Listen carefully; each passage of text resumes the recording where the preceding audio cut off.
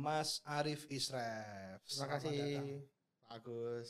Aku udah lama loh pengen ngundang Mas Isref ke podcastnya Arsitektur UI. Wah, karena kita bayangannya nih reunian ya, jadinya Baru minggu kemarin toh minggu kita kemarin ketemu toh betul, di kemarin. lisensi ya. Ya, lisensi. Udah ngerjain soalnya belum? Belum. Kita kerjain bareng. Lagi nyari siapa yang mau ngerjakan aja. Ya, Iya. Mas Isref. Ini kan kebetulan ini kita di Arsitektur UI, kita itu bareng kolaborasi sama Laboratorium Komunikasi dan Bisnis Arsitektur. Kita sekarang lagi bikin program namanya Bisnis dan Desain Arsitektur ini. Jadi kita panggil arsitek-arsitek yang keren-keren. Nah, artinya Mas Isref ini kita panggil, kita diskusi kira-kira gimana toh ngelola bisnis di arsitektur itu gimana. Nanti mungkin kita bisa diskusi portofolionya Pak Isref ya. Monggo. Mas Isref gimana, Ya. nanti kita ulik bersama. Nah, kira-kira gimana. Padahal belum hebat-hebat banget sih sebetulnya ya. Alhamdulillah aja ini bisa bertahan sampai hari ini. Bertahan ya, kalimatnya bertahan ya. Belum yang sangat Anda itu memang sukanya gitu, merendah untuk meroket biasanya. ya apa ya, yang nek keduren nanti kesamlok pesawat loh. Tapi gimana nih? Kita tahu ya dulu kan habis COVID itu mungkin nggak hanya Pak Isref ya, tempat saya juga ya kita beberapa proyek harus di hold dan lain sebagainya. Itu kan di awal-awal COVID ya.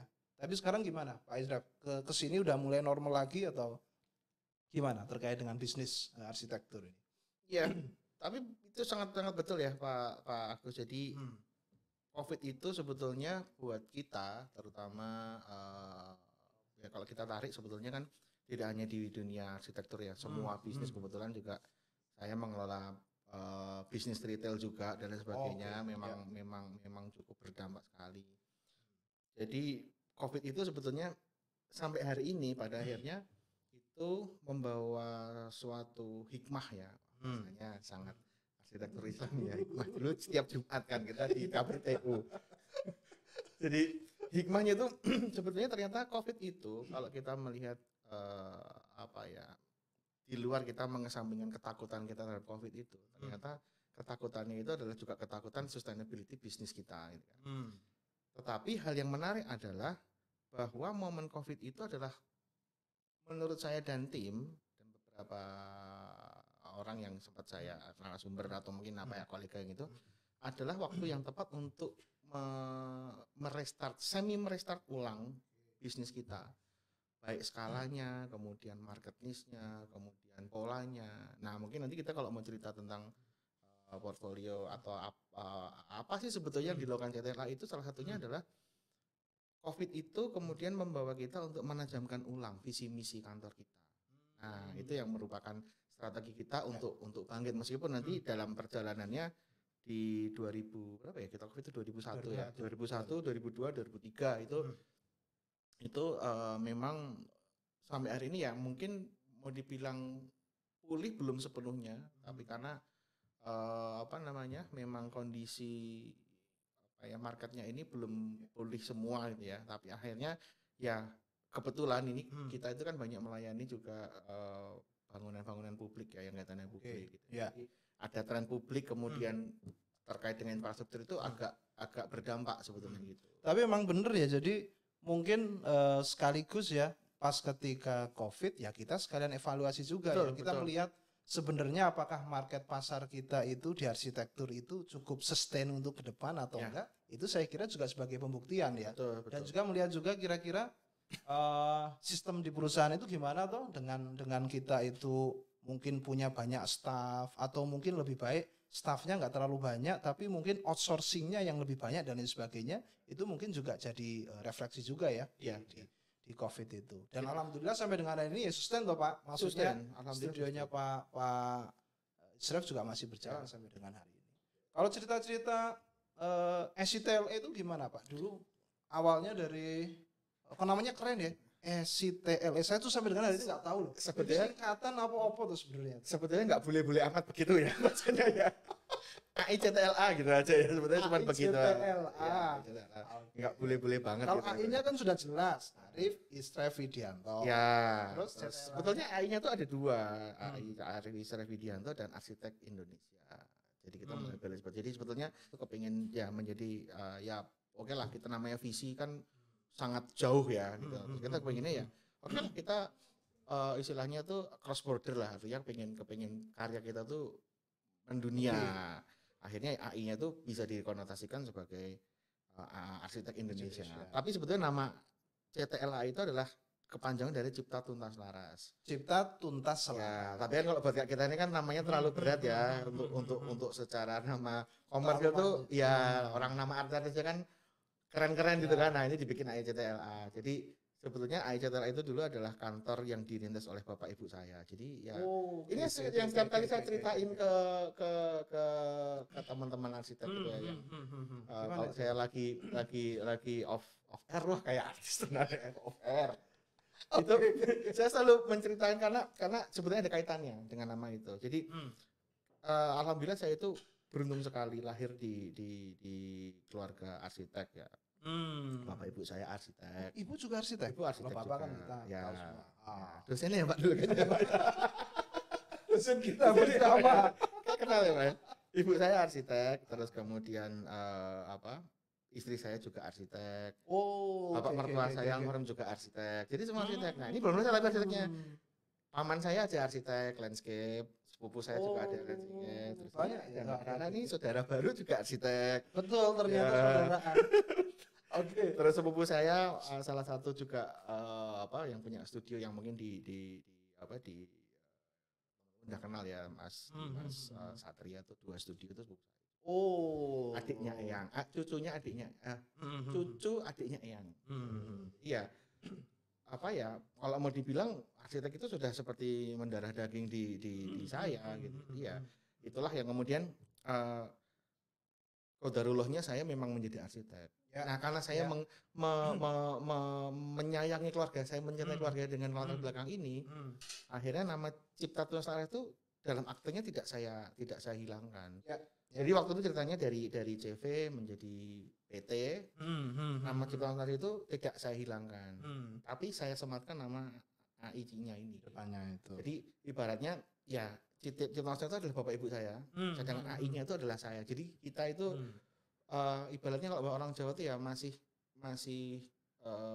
nguri-uri lah seperti itu ya. Masih mempertahankan leluhur. Ya, tapi visinya sama misinya sudah berbeda karena waktu itu sempat bapak ibu sempat dalam tanda kutip CTLA ini mati suri di 90-an.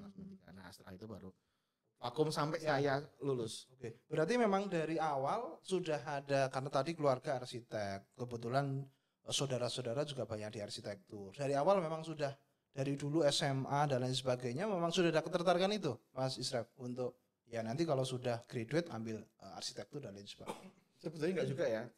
Tapi minat arsitek itu sebetulnya di dalam kepala saya dan hari-hari saya itu adalah gambar. Bapak saya sering ceket, kemudian juga saya waktu itu belajar gambar tuh Bapak bikin gambar saya ngasih warna atau apa atau bikin tema cerita. Sudah dari SMP mungkin ya gitu ya. Mungkin lebih kecil lagi ya, mungkin SD gitu. Tapi ritme itu sudah jadi sesuatu yang biasa di Bapak Isra ya.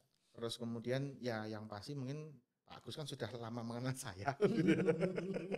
Ya cita-cita sebelum jadi arsitek itu dulu sebetulnya ya jadi pilot sebetulnya. Tapi waktu itu tidak jadi karena zaman dulu itu pilot tuh matanya nggak boleh 4 artinya kena lensa. Itu sampai om saya udah mau mempersiapkan karena om saya itu seorang penerbang. Itu sebelum masuk di S1 arsitektur untuk pilot itu. Iya, jadi saya itu kacamata itu Pak SD. Dari SD. Itu saya bener-bener awal tuh nggak mau ngaku kalau matanya itu nggak enak kalau buat lihat. Karena saya tahu ini pasti pakai kacamata. Karena udah tahu kan. Saya tuh di dalam tanda kutip divonis pakai kacamata, besoknya saya sakit kok gara-gara kepikiran pakai kacamata. Itu SD ya? SD. Nah, terus bapak saya, ibu saya menyemangati, jadi desainernya pesawat aja tuh lebih hebat gitu, tapi masih di situ. Nah, begitu. Tapi kalau minat arsitek itu ya sebetulnya tadi ya dari gambar, dari desain, keluarga saya di batik itu juga kita sudah terbiasa dengan estetika lah ya, warna, pola, kemudian filosofi batik segala macam. Jadi itu buat saya udah biasa. Nah itu juga nggak susah loh. Maksudnya nggak mudah karena kan kita kan melanjutkan apa yang sudah ada di tempat keluarga ya. Artinya mungkin Bapak sudah punya ini sendiri, selera desain dan lain sebagainya. Nah, Mas Isref kan muncul dengan generasi yang berbeda ya. Artinya mungkin yang ya perspektifnya mesti berbeda lah. Bapak punya selera desain tersendiri, sementara Mas Isref masuk di situ juga punya tren sendiri dan lain sebagainya. Nah, itu gimana? Sampai sekarang Bapak masih suka support desain juga mungkin ya, Pak? Ya, jadi kalau yang pasti yang sangat-sangat sempat saya berada di katakanlah di circle influence yang Bapak pegang ya, artinya seperti ini katakanlah dalam hal ini adalah heritage. Bapak kan memang interested ya, heritage. Betul. Dulu saya suka ke sana, tetapi lama-lama berkembang karena lama-lama saya melihat sempat waktu itu melihat kok kayak stagnan ya. Kalau ngomongin heritage cuma begitu aja. Tidak ada unsur desainnya waktu itu ya, waktu saya berpikir itu. Tapi di ranah heritage ini sebetulnya saya menemukan titik tolaknya adalah ketika dulu sering mendampingi Bapak workshop atau seminar segala macam itu banyak jalan mengunjungi situs-situs heritage saya, cagar budaya termasuk begitu ya. Nah, dalam perjalanan itu sebetulnya menarik. Ada melihat tentang sejarah ini segala macam. Nah, itulah juga mungkin salah satu yang membawa saya sampai hari ini tuh memiliki minat yang lebih spesifik ya. Artinya tidak di heritage, tetapi mungkin lebih ke agak sedikit meso. Itu lebih ke urban design sebetulnya. Oke. Nah, sebetulnya urban design ini tuh sebetulnya ini merupakan hal yang bentuk pendalaman saya. Karena begini, ketika kita ngomong sebuah bangunan itu kalau tidak ada konteksnya otomatis kan tumpul ya. Itu tidak menarik. Nah, ternyata konteks itu kan bermacam-macam. Ada heritage, ada kota, ada mungkin apalah segala macam itu ya. Nah, yang saya tertarik adalah ini urban design. Urban design-nya masuk di situ. Awalnya saya nggak tahu ada namanya planologi segala macam, tapi setelah begitu kok nggak desain juga gitu. Ternyata ada tengah-tengahnya ada urban design itu. Oke, jadi masuk di gitu ya. Jadi bagaimana mengembangkan tidak hanya di mikro tapi konteks secara meso juga mulai dimasukkan ke situ ya, terkait dengan urban design dan lain sebagainya. Akhirnya polanya ketemu, artinya tektokannya itu ketemu. Nanti ada salah satu, nanti kalau kita sedikit kulik ke karya itu kita tuh, itu tektokannya ketemu. Artinya ketika kita membicarakan arsitektur yang sangat mikro, kemudian di sini ada konteks set plan atau mungkin yang lebih meso. Ini kalau benang merahnya ketemu gitu. Oke, baik. Oke, Mas Isref, kita mungkin diskusi portofolionya ACTLA ya. Kita ingin tahu kira-kira banyak proyek di mana segmennya dan lain sebagainya. Lalu nanti kita belajar juga kira-kira pendekatan desain kan banyak. Saya kira sekarang tuh kalau ada desain masjid itu mesti aku langsung ingat Mas Isref. Masjid punya institusi itu itu pasti saya langsung merujuknya ini mungkin karyanya Mas Isref ya. Spesifik itu kah? Oke, ya. Banyak di mana Mas Isref kira-kira? Atau tadi kan udah cerita ada urban design juga digarap dan lain sebagainya. Itu memang sudah kita memang perlu mempunyai spesifikasi nggak sih? Artinya ya itu tadi branding ya. Kalau ACTLA ya kita langsung ingat karya tertentu lah, mesti masjid dan lain sebagainya. Kan ada juga yang ingat konsultan ini berarti rumah sakit misalnya. Dan clear ya. Betul. Kita memang perlu di segmen itu atau cerita-cerita portofolio Mas Isref gimana kira-kira? Ya tadi sebetulnya poin-poin yang disampaikan Mas Agus itu adalah titik refleksi kita ketika pandemik ya. Karena waktu itu kebetulan 2019 2020 itu kan CTLA ada cabangnya ceritanya. Cabang di UK. Di 2020. 2019 2020. Jadi sebetulnya ketika saya masih di sana itu di Newcastle ya? Di Newcastle ya. Pokoknya kampusnya Mr. Bean lah itu. Kan Pak Ratna di sana. Jadi itu sebetulnya kita sedang menghadapi satu ujian yang cukup berat ya karena prinsipalnya nggak di situ gitu kan. Jarak jauh remote gitu kan. Tapi pekerjaan itu alhamdulillah juga sampai akhirnya sangat excellent sekali, memuaskan sekali buat kita gitu ya. Jadi kalau kita lihat itu ada di atas urban design, master plan, arsitektur, landscape, interior, produk. Nah ini yang produk ini tuh sebetulnya itu embrio baru AICTLA ya namanya. Boleh di-spill nggak namanya? Boleh aja. Namanya micro project. Ini baru ini sebenarnya. Jadi micro project itu sebetulnya juga inspirasinya ketika saya di sana ternyata elemen-elemen kecil yang itu bagian dari supporting dari sebuah desain arsitektur itu ternyata niche-nya ada. Artinya kita nggak ngomongin bisnisnya juga ya, tapi ternyata dibutuhkan. Contoh, mungkin kalau yang bayangan sekarang itu mungkin kayak, paling kalau arsitek itu biasanya sambilannya bikin kursi, bikin apa gitu. Nah, micro project itu bikin sesuatu hal yang sangat lebih kecil lagi gitu ya. Tapi itu masih masuk dalam bagian komponen bangunan atau nggak mesti yang micro project itu? Nah, nanti kita akan cerita tuh. Itu malah justru di bagian dari urban design. Nanti saya tak ceritakan. Oke.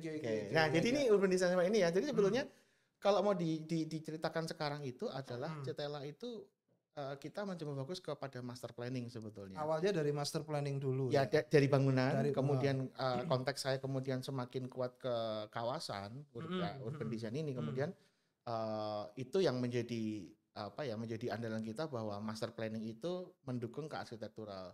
Dan arsitektural itu butuh konteks kawasan yang lebih kuat gitu ya. Jadi makanya di atas saya tulis urban design dan master plan sebetulnya 3 atas itu. Landscape itu ya teman-teman yang mensupport juga ada gitu ya.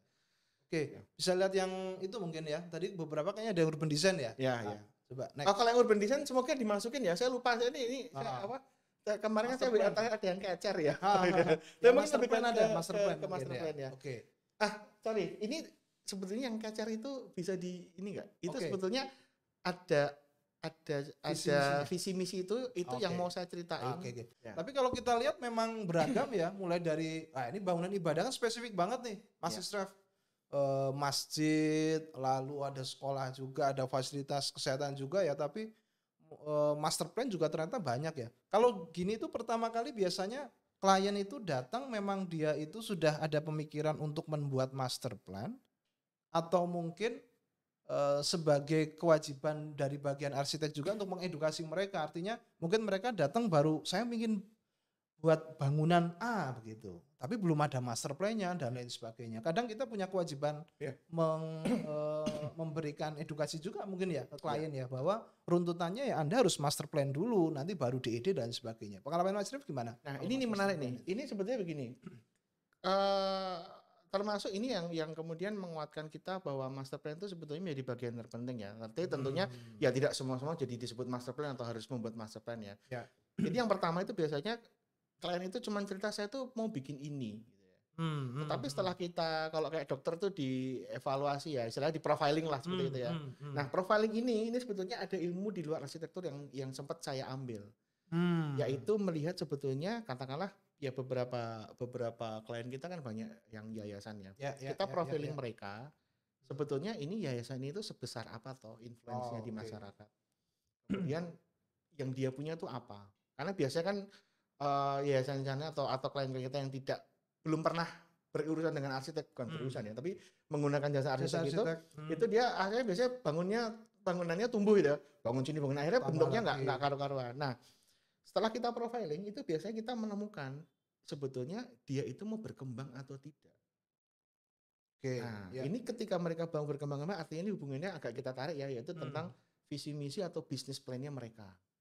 Atau kalau yayasan mungkin bukan bisnis ya, tapi visi mereka dalam melayani masyarakat itu apa? Kayak rencana strategis mereka gitu ya. Iya, betul. Dari situ kemudian baru kita lihat, Pak, sebetulnya untuk menguatkan positioning Anda, ini sebetulnya harus ditata ulang.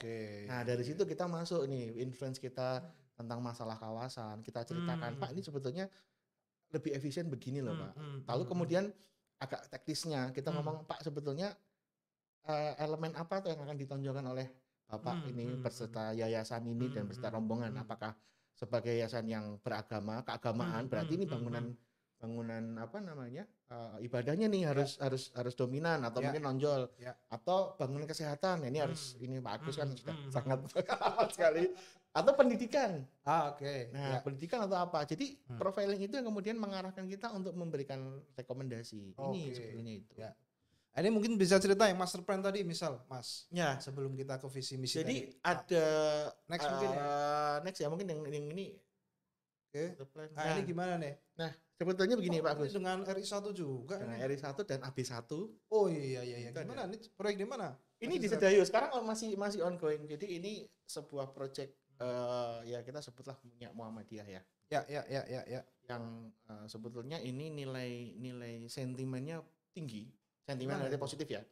Jadi ini klien kita itu sebetulnya PP Muhammadiyah dalam hal ini itu unit sekolahnya ini adalah punya Madrasah Mu'alimin. Oke. Di mana Madrasah Mu'alimin ini adalah sekolah yang sudah berumur 100 tahun lebih. Oh, berarti kalau sekarang mungkin ya sudah 105 lah ya mungkin ya. Salah satunya tokoh nasional yang lulusan sana adalah Buya Syafi'i, almarhum Buya Syafi'i. Beliau sekolah tapi di gedung yang lama Nah, singkatnya di lokasi yang lama, sekolah lama itu sudah over capacity. Dan juga evaluasi kita juga cukup banyak waktu itu. Jadi banyak juga asrama yang itu tersebar di perkampungan. Dan kami melihatnya bahwa di situ kemungkinan besar itu akan berdampak kepada kualitas pembelajarannya ya. Karena ada yang kalau mau ke sekolah harus jalan sekitar 5 menit, nyebrang jalan kan beresiko ya. Asrama ke sekolahnya betul. Tapi ada yang asramanya itu di dalam sekolah. Nah, yang di dalam sekolah sendiri itu menurut kita juga itu ada pendampingan psikologis yang menurut kita juga agak kurang sehat. Jadi ibaratnya kayak kalau ketika mereka di asrama lihat sekolah ya kepikirannya sekolah. Maksud pikirannya itu ya, aja gitu. Ya. Kalau udah masuk sekolah lihat kelas lihat asramanya pengen pulang. Nah, disitulah kita sebetulnya kepikiran bahwa ini yang paling ideal tuh ya seperti orang pada umumnya ya ada proses berangkat sekolah sama pulang sekolah intinya itu. Nah yang di lain-lainnya itu ya senang mereka keluar ke sekolah ya tapi ternyata mereka punya risiko nyebrang jalan. Jalannya rame itu gitu kan. Terus itu. Nah akhirnya digagaslah. Sebetulnya ini perjalanannya cukup panjang Pak Agus. Itu dimulai dari tahun 2015. Berganti biasa ya, berganti kebijakan, kemudian termasuk sempat ada ganti konsultan juga gitu kan. Akhirnya di sekitar tahun 2018 waktu itu peringatan ulang tahun ke 100 tahun itu Bapak Presiden istilahnya merestui pembangunan yang baru. Oke. Nah, mungkin ada gambar lainnya. Jadi ini dipindah dari yang mu'alimin dan mu'alimat yang existing ini kan sekarang kalau nggak salah di daerah Patang Puluhan ya. Gini, ini mu'alimin dan mu'alimat itu terpisah. Jadi yang ini khusus mu'alimin, jadi khusus laki-laki. Yang putra yang ada di sini. Ini nanti semua akan pindah ke ini. Itu kita kurang tahu sekarang kebijakannya dari mereka ya. Tetapi saya potong Pak Agus. Jadi tetapi di sini itu punya sebuah visi yang jauh lagi, yaitu sebuah loncatan baru yang ini sesuai dengan semangat dari Muhammadiyah itu yang berkemajuan. Kita mengambil di perkemajuannya saja ya. Artinya berkemajuan itu adalah diharapkan dalam jangka waktu ke depan sekolah dengan setting yang lebih proporsional, saya bilang begitu ya. Kalau terbaik mungkin ada yang lebih baik ya. Proporsional artinya ada asramanya lebih tertata, sekolahnya lebih tertata dan sebagainya. Itu akan menghasilkan lulusan-lulusan yang relevan dengan zamannya. Oke, baik. Nah, tadi makanya saya bilang sentimental itu adalah yang dulu itu di sana kita tinggal, kemudian ini hijrah ke arah barat kota Jogja. Itu kemudian ini membawa semangat yang baru. Oke. Ini cukup besar juga ya, 6,5 hektar ya? Kurang lebih 6,5 hektar. Ini gambaran kalau sudah jadi secara garis besar. Tapi kayaknya tadi udah beberapa asrama dan yang sudah jadi sekarang sekolah yang ini yang masjid asrama sekarang sudah akan mendapat kesempatan untuk membangun yang ketiga. Terus nanti yang ke depan lapangan tadi sudah ada. Jadi asramanya masih ada 3 paket lagi yang belum selesai. Kemudian kalau yang rektorat dan lain-lainnya belum. Konsepnya awalnya gimana, Mas Isref? Maksudnya bisa dapat konfigurasi seperti itu, rektorat dengan seperti ini, masjid di belakang, terus ada asrama itu semangatnya gimana kemarin pas mendesain ini? Atau ini sebetulnya udah desain yang kesekian. Jadi ternyata perjalanan kita itu setelah kita lihat dari ini ya, perjalanan penyusunan master plan itu, kita tuh sudah membuat ada 8 alternatif konfigurasi. Itu ya teman-teman, desain itu nggak cukup dengan 1, 2, Iya. 3 alternatif ya. Dan Oke. itu master plan ya yang dibikin 8 Baru kali master itu master plan. plan-nya 8 kali. Kalau bangunannya itu juga berganti-ganti gitu ya. Nah, Tapi artinya itu yang menjadi catatan tuh pengalaman kita adalah menghadapi ternyata membangun ini tuh tidak serta-merta gampang. Permasalahannya banyak sekali. Ada permasalahan lahan, perizinan, dana, yang paling penting dana ya, ini. penting. Nah, kemudian Ya. diacak segala macam. Terus untuk yang konfigurasi itu sebetulnya yang pertama dibangun itu adalah gedung sekolah. Gedung sekolah itu pun berubah arah Pak Agus. Awalnya berhadap ke barat timur karena ada satu hal dihadapkan ke arah selatan. Jadi desain ke-9 itu sudah Sudah ada lagi. berganti lagi. Oke. Nah, terakhir yang paling cukup signifikan adalah keberadaan masjid yang itu bentuk aksesnya paling berbeda ya, paling miring begitu. Nah, kemudian akses itu yang kemudian membuat zonasinya juga menjadi unik sebetulnya. Ya. Next mungkin Mas Israf kalau pengen next aja. Ya. Ini yang cerita lain. Ini cerita lain. Ini kali ini teman-teman dari NU. Weh, berarti kayaknya semua ini Mas Israf yang anu ya. Ya, karena Apapun benderanya, konsultannya Mas Is. karena Gimana? sebetulnya Ceritanya gimana? jadi sebetulnya gini, ini cerita ini 2015 itu sebetulnya bareng dengan Oh, paralel Muallim. dengan yang tadi ya. Tapi yang lebih siap dengan apa namanya konsep, maksudnya konsep dari internalnya mereka adalah teman-teman dari NU. Oh, ini lebih matang. Iya, artinya mereka Artinya udah tahu begini-begini. Nah, ini yang luar biasa adalah tanah ini kan juga hampir sama ya sekitar 6,7 gitu ya. Itu adalah tanah wakaf Pak Agus. Ini untuk apa fungsinya? Sama, ini Pesantren? pesantren boarding school. Persen. Nah, tadi saya mau cerita tuh Pak Agus, yang 6,7 itu tuh tidak dibeli, tapi diwakafkan dari seorang keluarga, sebuah keluarga yang dia sudah bilang, ini tanah mau tak wakafkan kan. Tidak boleh dijual, dibagi-bagi, itu tidak boleh, semua dikasih. 6,7 hektar tadi. Ini Pak Agus kita lihat ada joglo ya. Ini yang ini di sebelahnya ini ada joglo ya itu. Yang ini ya. Nah, itu kalau Pak Agus lihat ada kotaan kecil ya sebelah joglo. Yang ini? Ya, itu makam. Oh. Makam salah satu leluhurnya yang punya ini. Jadi nggak kita pindah. Nah, joglo itu tuh masjidnya yang dipakai oleh kampung. Itu nggak kita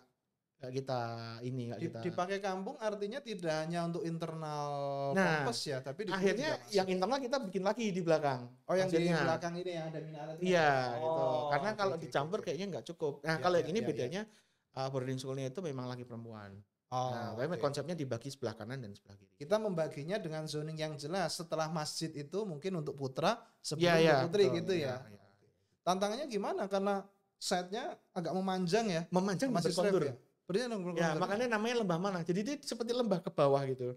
Oh, jadi Anda berusaha ya kalau bisa konturnya jangan terlalu banyak dirubah ya, tidak terus di cut and fill dengan begitu saja enggak ya. Nah, di sini kita tuh dapat pelajaran karena waktu itu pelajarannya adalah melibatkan tim ahli yang lain, dalam hal ini tim ahli hidrologi yang dia bercerita ini bentuknya kontur di bawah itu ada kampung. Jadi Anda harus hati-hati. Jadi termasuk membuat retensi dan lain sebagainya. Ini kalau kita lihat yang ada 2 di depan joglo itu sebetulnya tamannya itu adalah taman retensi. Oh, oke. Jadi untuk mengurangi dampak dari air dari atas di kampung bawahnya. Nah, itu kita masuk. Kita harus sudah berpikir sejauh itu ya. Ya kalau kita ngomong master plan harus lebih besar ya. Gitu ya. Artinya kita hanya tidak berpikir dari sisi kita saja, tapi juga bagaimana impact ke sekitar situ harus sudah masuk ke situ ya. Nah, ini satu hal Pak Agus yang menarik. Ketika kita menangani master plan itu, terutama seperti yang di Mualimin tadi sebelumnya, itu kita tuh memang sudah membayangkan bahwa ini kan akan banyak warga. Ya. Seperti yang Mualimin itu yang kita prediksikan tuh akan ada 3.000 orang di sana. Oh. Hampir seperti setingkat mungkin apa ya, kelurahan mungkin ya. Iya. Yang ini di bawahnya karena agak lebih kecil dan berkontur, kita tidak memaksakan. Dan ini karena kebagi 2 gitu ya, cowok dan cewek gitu ya.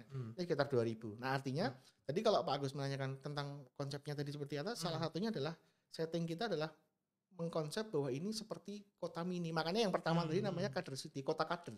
Nah, kalau yang di sini agak lebih kecil ya kan, karena semangatnya lebih kepada lokalitas ya, ini agak seperti ke perkampungan. Yang satu kota, satu itu. Ya. Ini kan karena kita ketemu dengan yayasan ya, itunya mentreatment partisipatori di yayasan kan juga berbeda ya. Artinya kalau Mas Isref pas dapat project yang private ya, rumah tinggal dan sebagainya kan mungkin diskusinya hanya dua arah lah, nyaman ya. Ya. Tapi kalau partisipatori seperti ini dengan yayasan kan, sini ada berbagai macam point of view ya yang harus kita akomodir. Gimana Mas Isref gitu? Kalau nggak sabar-sabarnya arsitek itu gimana itu? Ya itu makanya terus kita jadi impactnya adalah kita tuh mental kita terjaga, malah terbentuk juga ya, terbentuk kita dalam lebih bijak melihat itu ya. Ya, tetapi saya pun mengakui pengakuan dosa saya adalah terkadang ego ego, apalagi arsitek muda gitu. Akhirnya ya bentrok, maksudnya nggak ketemu. Tapi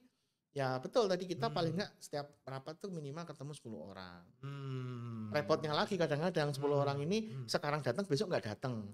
Yang paling repot lagi sekarang datang besok nggak datang, besoknya ganti orang lagi. Nah itu terus kemudian muncul ide-ide baru. Nah itu makanya mungkin ya strategi kita adalah memang harus bisa megang ya. Ini yang akan menjadi decision maker siapa? Apakah juga yang memberikan influence ini siapa yang rawuh terakhir? Dia itu sejauh apa posisinya apa? Perlu nggak kita akomodir ya? Karena kita nggak mungkin semua. Ya. Itu pelajaran bagus itu. Jadi kita memang harus lebih bijak melihatnya ya. Jadi betul. Mungkin ada satu hal yang cukup didengar saja, tapi mungkin ada yang memang sangat urgent dan perlu kita follow up dan lain sebagainya. Nah itu mungkin teman-teman juga bisa belajar itu ketika menghadapi ini, jangan emosi dulu, jangan yang karena kita ya kalau saya ngambil perkataannya Pak Eko Prawoto waktu itu, kita kan sebenarnya arsitek itu kayak bidan ya. Jadi dia memfasilitasi. Betul. Itu yang kadang egonya masih ini dan lain sebagainya. Oke, yang lain mungkin next. Ini proyek lama juga. Nah, bisa dibilang ini mungkin sejauh ini adalah master plan terbesar yang pernah kita bikin. 2,5 hektar. Untuk apa fungsinya? Sama kampus. Ini juga milik teman-teman Muhammadiyah Pontianak. Ini menariknya sepertiga dari 28 hektar itu adalah hutan. Wah, ini kalau dengar cerita ini Pak Agus, ini menarik cuma di sini. Pengalaman di sini itu kita mendapatkan pengalaman bekerja sama dengan bidang yang unik nih, yaitu kehutanan. Kolaborasi dengan orang kehutanan. Karena di sini ada hutannya di belakang sawahnya, di sebelah sini itu kok sawah terus tuh. Di sebelah sini itu hutan. Nah, yang menarik itu adalah temuan-temuannya beliau. Jadi kita ngajak 2 orang dari Fakultas Kehutanan untuk mensurvei ground check di sana. Karena kemudian kita juga semakin kaya. Ternyata membuat master plan itu keanekaragaman hayati yang ada di sana itu jangan diganggu. Karena kalau tidak, yang mungkin Pak Agus pernah dengar cerita atau berita tentang ada serangan ulat itu karena ada satu rantainya yang putus biasanya. Di sini itu sarannya adalah ini ada jangan diganggu. Nah, bukti-bukti yang ditemukan itu salah satunya adalah ini, kuku dari beruang. Itu gedenya sekitar, waktu itu saya lupa, dia cerita sekitar 10 cm atau cakar. Jadi kukunya tuh ada yang tanggal, ditemukan sama dia. Terus kedua ini, kalau orang Jawa itu apa? Berungsungi itu apa ya? Ngelepas ular ya.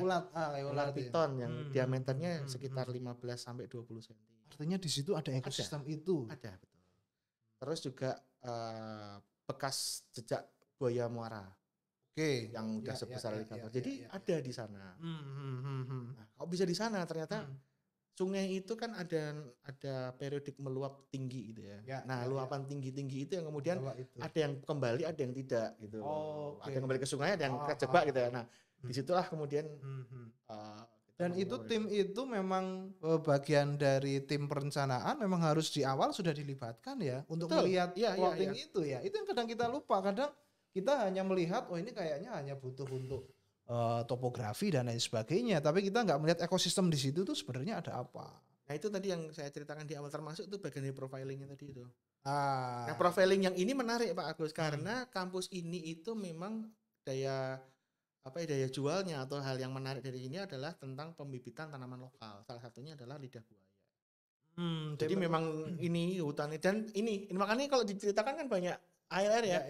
Mereka juga punya fakultas perikanan yang itu menjadi andalannya, air tawar di Kalimantan.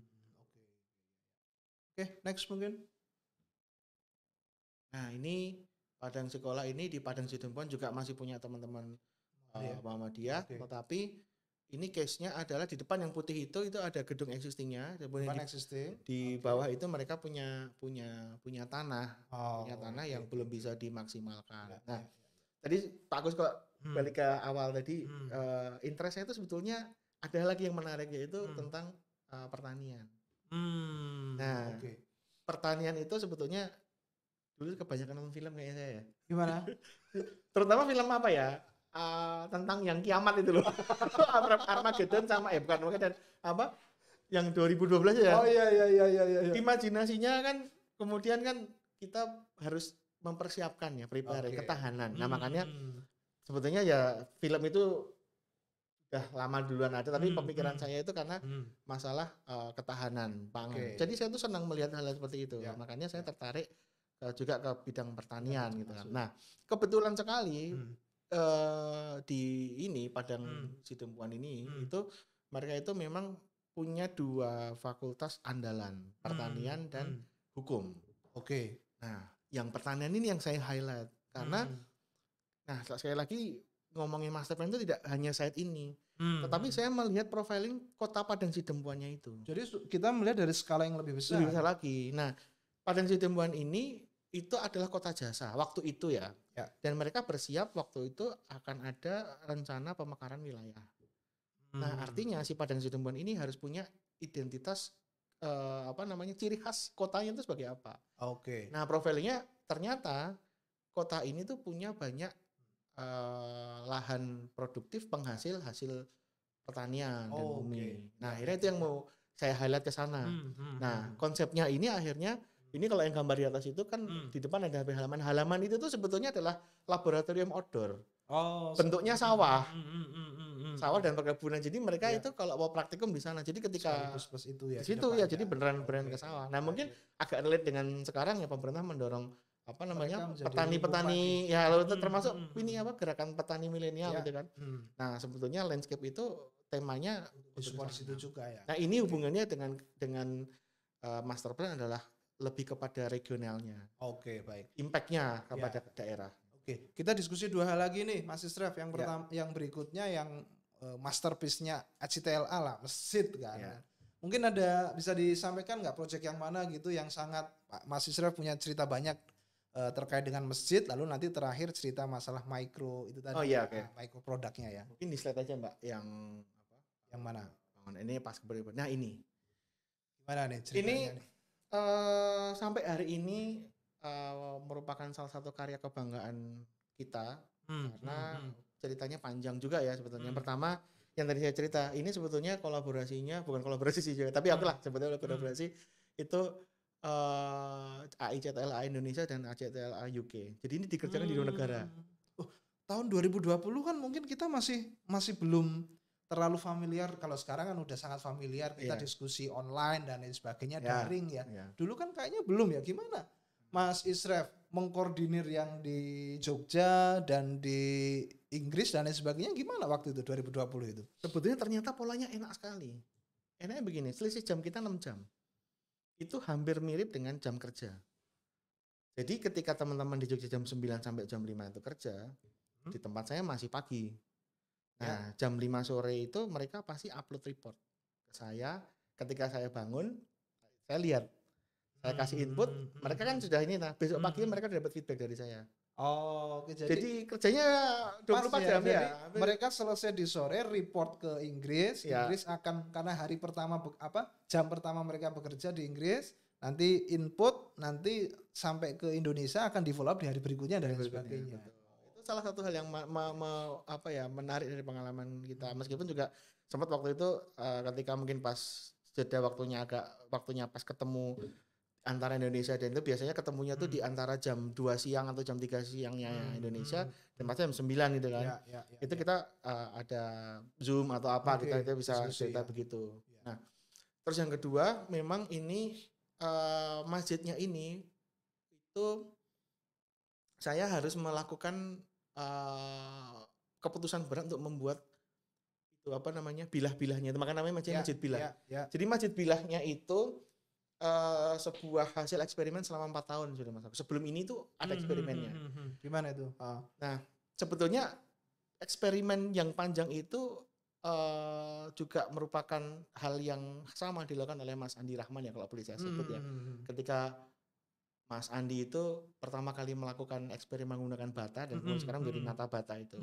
Nah, akhirnya saya membuktikan. Jadi sirip bilah ini tuh sebetulnya sebelumnya kita lakukan untuk pembuatan fasad di beberapa tempat yang skalanya lebih kecil. Yang salah satunya yang kita pakai juga di Fakultas Psikologi UGM itu juga kita waktu itu dapat paket renovasi fasad. Yang kedua di salah satu sekolah SMK di Jogja juga saya dapat paket sana. Terus yang ketiga saya agak lupa di mana, ini yang keempat. Akhirnya baru kita berani menggunakan sekian ratus meter persegi keliling itu semuanya menggunakan bilah aluminium. Di sini ya berarti ya? Ya ini semuanya, semua keliling sampai ini kan 4 sisi itu. Bisa di zoom nggak? Bisa nggak ya? Atau yang berikutnya mungkin ada yang lebih besar ya? Nggak ada ya kayaknya. Zoom aja mungkin. Itu berarti dari aluminium gitu? Aluminium ya, aluminium yang bentuknya seperti sayap pesawat itu, bentuknya cembung gitu ya. Nah, sebetulnya itu pun saya waktu itu sempat agak ragu, ini sebetulnya ada di Indonesia nggak? Waktu itu kan kita belum tahu. Tapi ketika melihat di Bandara Soekarno-Hatta itu juga ada yang pakai, tapi mereknya merek yang mahal ya. Kemudian saya tanya beberapa vendor, ternyata ada yang mirip itu. Nah ini mungkin ini bilah semua ini aluminium di semua. Sini ya, di sisinya ini ya. Nah pertimbangannya itu pertama adalah satu, supaya maintenance masjid ini tidak susah. Karena penggunaan metal aluminium itu tidak perlu repot maintenance-nya, tidak perlu ngecat. Makanya kita pilih warna natural. Yang kedua, ini representasi tadi, ini kan sebetulnya di masjidnya Mualimin tadi. Ini merepresentasikan semangat baru, wajah baru, semangatnya dan maskulin karena cowok semua. Iya, benar. Gitu. Nah, yang ketiga nih, ini adalah pesan sponsor. Ini adalah representasi yang mewakafkan masjid ini. Ini Bang Muhammadiyah yang bikin. Ada satu orang dermawan masih muda itu membiayai masjid ini. Masjid dibiayai oleh beliau sendiri, masya Allah. Makanya dikasih nama, mungkin di Jumat bisa balikin lagi. Namanya Masjid Hajah Yuliana, itu adalah nama ibunya. Oh, masya Allah. Nah, beliau itu adalah salah satu Masjid Hajah Yuliana. Beliau itu merupakan salah satu mungkin bisa dibilang pengusaha otomotif yang berbasis di Jerman. Tahu lah ya mobilnya itu ya. Nah, itu yang kemudian kalau kita melihat hubungannya bentuk itu ada 3 poin. Salah satunya adalah saya ingin merepresentasikan beliau karena beliau itu tidak spesifik. Pokoknya terserah mau dibikin kayak apa. Akhirnya dengan clue tadi itu saya mengambil tema ini harus modern, harus futuristik seperti itu. Jadi ada elemen-elemen tadi itu. Itu memang harus seperti itu ya Pak. Kalau saya melihat beberapa tadi Mas Israf cerita proyek rancangannya, ada filosofi itu nggak bisa lepas ya. Artinya pingin merepresentasikan tadi ada maskulin, modernitas, bahkan intrinsik misal ini profiling dari pemiliknya dan lain sebagainya itu memang harus melekat ya di dalam desain ya. Sebetulnya tadi pengen nunjukin yang itu visi misi kantor tuh. Coba nanti terakhir belakang ya. Itu nanti akan saya ceritakan. Kenapa tadi sepertinya kok penuh dengan value. Sebetulnya lebih tepatnya menyebutnya value ya. Itu tadi cuma kita coba karena value itu akan sangat berharga sekali ketika kita tuh mengangkat itu. Jadi artinya sebetulnya ini juga saya pengen memberikan inspirasi buat teman-teman juga bahwa berapapun nilai project itu kalau punya value akan sangat mahal sekali. Value itu muncul karena profiling, karena asset analysis. Makanya dalam beberapa kesempatan saya memberikan tutor kepada adik-adik di kampus, justru saya itu selalu bersikeras saya pengen ngajarin kalian tentang set analysis. Set analisis itu bukan hanya setnya ukuran sini kanan kirinya ada apa enggak, tapi ini harus di profiling dulu nih. Ya. Untuk memunculkan value tadi. Value-nya tadi ya. Kalau masjid sendiri tantangannya apa Pak Israf? Mungkin kalau kita bicara bangunan public facility kan jelas ya, di situ ada banyak hal yang harus diselesaikan, zonasinya, sirkulasinya, ada standar juga, belum masalah terkait dengan evakuasi dan lain sebagainya. Kalau di masjid itu apa Pak yang pertama kali dilihat gitu? Apakah gimana kalau cerita di pengalaman Mas Isref kalau desain masjid itu? Kalau yang pertama pasti adalah duit. Oh, itu malah menjadi Iya. pertama inputnya di Nah, situ sekarang ya. begini, saya sempat berapa kali berdiskusi. Hmm. Oke, kita mengesampingkan dulu yang sifat-sifatnya wajib. Contoh ya, seperti wah masjid itu harus begini begini. Ya, oke, itu penting. Tapi kita harus sadari, bangun masjid butuh semen, butuh itu butuh uang. Kalau kita ya begini gampangannya. Kita melihat itu secara angka ya. Ya. Katakanlah membangun masjid 1 miliar. Ya. 1 miliar ini kalau dikonversi menjadi sebuah fungsi, kita itu kan hanya apa secara reguler. Subuh, duhur, asar, maghrib, isya. Ya, pemanfaatannya itu kalau dikonversikan, ini sebetulnya match enggak? Artinya di situ kemudian profiling itu muncul. Masjid ini sebetulnya akan harus bagaimana? Oke, baik ya. Panitia yang mau membangun masjid itu punya kekuatan dana berapa? Jamaahnya seberapa? Karena nanti hubungannya akan kepada maintenance. Oh, kalau tidak maintenance, lagi-lagi akan kembali lagi kepada kenyamanan beribadah. Akhirnya pun juga berentet yang lainnya. Jangan-jangan menjadi nilai-nilai Islami jadi hilang. Jadi kumuh, jadi bau. Baik. Oh, itu malah pertama harus sudah clear di bagian situ ya. Jadi kita nggak boleh senggang bertanya kepada panitia, Bapak kira-kira gambarannya berapa, anggarannya dan lain sebagainya. Itu sesuatu yang normal untuk ditanyakan menurut di saya depan ya. Sekarang harus dinormalkan. Jadi kita harus nggak bias, kita harus bertanya, Bapak ada budget berapa untuk masjid ini, harus clear di depan ya. Meskipun biasanya panitia akan ngomong, wah nek masjid itu nggak usah dihitung mas, nanti akan dari, tapi itu sangat berpengaruh kepada apa yang akan kita lakukan. Dari depan sudah jelas akan levelnya di mana ya. Sebagai contoh, kita ngomong jamaahnya harus banyak. Ya. Pak, jamaah banyak itu ketika kapan? Apakah ketika hanya sholat Jumat? Ya. Oke, baik. Apakah butuh 2 lantai? Ini yang paling spesifik nih Pak. Apakah Bapak mau pakai karpet atau pakai? Sampai itu juga harus dikelirkan di depan ya. Karena terakhir itu saya melakukan sebuah CSR itu untuk bantu renovasi sebuah masjid. Itu langsung kok takmirnya ngomong, Mas, saya itu yang kerepotan tuh satu, selalu harus nyuci dan gulung karpet. Saya harus gulung karpet setidaknya setelah sholat Jumat itu pasti rutin. Oke. Karena habis pakai orang banyak. Ya. Saya harus gulung 10 karpet. Saya nggak punya mobil, harus saya selalu bawa pakai motor. Dicuci, satu gulungan 100.000 Mas. Ya itu hal-hal yang mungkin kalau orang itu diabaikan ya. Kalau dia seolah-olah hanya mendesain sesuatu yang keren, tapi nanti ketika pemanfaatannya malah banyak yang dirugikan di situ. Artinya kayak tadi ya karpet. Berarti kan kita secara teknis kalau memang mau pakai karpet, nggak perlu kita bikin keramik yang bagus-bagus.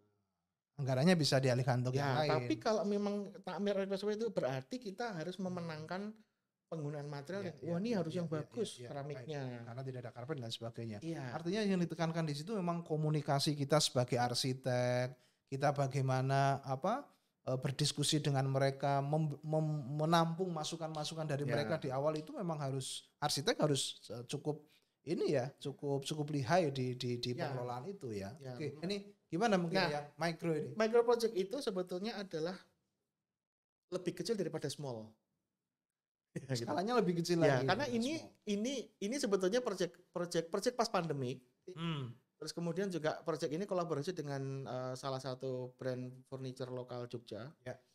Yang kita itu mencoba untuk mengaktualisasi sebetulnya apa yang kita butuhkan secara personal. Karena ketika itu temanya adalah pandemik. Jadi sebetulnya apa nih dalam hal ini adalah kita itu meningkatkan imunitas diri kita. Imunitas dalam arti memang ya segala macam ya memang karena penyakitnya dan terutama mental health-nya. Nah, di sini sebetulnya mega project itu lebih kepada konsep bagaimana sebuah karya arsitektur itu ternyata ada yang skalanya itu benar-benar fit untuk personal. Oke. Yang salah satunya yang ini ya. Jadi Popmana ini sebetulnya lahir karena ada 2 kolaborasi, yaitu tentang ruang dan personal space sama apa namanya ya, experience space. Nah, yang personal space itu ranahnya kepada ke teman-teman furniture. Jadi yang jangkauannya itu berada di sebelah sepanjang tangan kita. Ini kan ngepas gitu ya. Nah, itu yang kemudian juga sebetulnya jujur aja itu juga bagian dari pivot kita. Ketika proyek-proyek besar tadi ya Pak Agus cerita pending, nah kita mencoba untuk melihat ini. Ini satu fungsi macam-macam ya, dia bisa di situ juga, istilah di situ namanya micro house ya, artinya ya, semua lebih ke pot itu mungkin lebih ke personal space ya, personal space untuk dia ya. Nah, yang satu nih yang saya pengen cerita lebih menarik ini. Habis ini ada satu lagi, ada ya kayaknya ya, masih ada satu lagi ya. Nah, ini Pak Agus. Ini benar micro ini. Nah, kebayang nggak Pak Agus bahwa kecil-kecil yang begini ini sebetulnya adalah micro projectnya dari sebuah kota. Ya, jadi kecil ini hanya parsial yang lihatnya ya. Gimana? Ini ada hubungannya dengan kota. Jadi begini, waktu itu saya melakukan riset tentang elemen-elemen kota, gitu ya. Nah, lebih ini kepada ke livelihood-nya atau tentang kehidupan di perkotaan. Ini sebetulnya waktu itu adalah challenge dari teman-teman IAI DKI. Waktu itu dia menginvite kami untuk ikut Jakarta Architecture Festival JAF 2003 itu, yang tematiknya adalah memberikan gambaran atau tantangan atau respon bagaimana ketika Jakarta itu sudah tidak menjadi ibu kota. Oke. Nah, apa harapannya?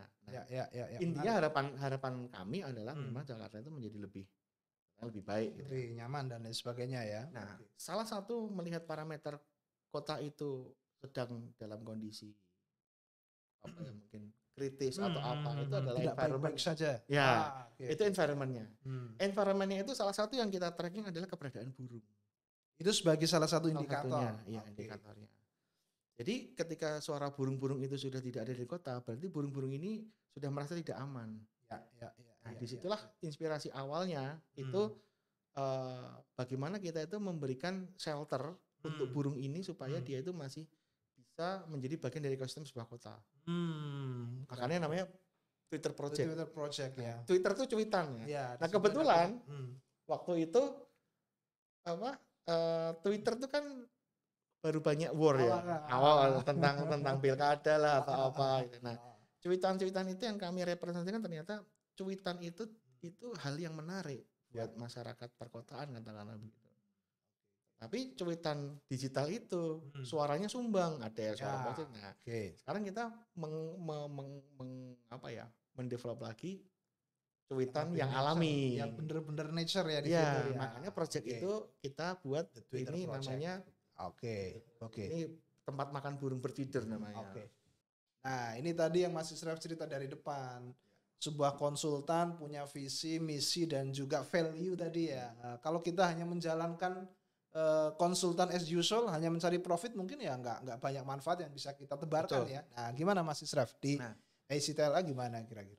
Ya mungkin lebih kepada ini ya Mas Agus ke visi dan misi. Ya. Jadi sebetulnya kata kunci visi misi ini adalah kultur peradaban kehidupan yang berkelanjutan. Itu adalah visi kita. Karena begini, apapun yang terjadi di kehidupan ini kan berjalan. Ya. Nah, artinya peradabannya juga pasti berkembang. Dari dulu kamar mandi yang di luar menggunakan sumur, sekarang sudah menggunakan shower. Ya. Dari rumah, ini mungkin yang lebih relate, mungkin yang peradaban baru lagi ya, mungkin rumah. Ya. Rumah sekarang mungkin evolusinya sudah banyak yang menghilangkan ruang tamu, atau ruang tamunya hilang.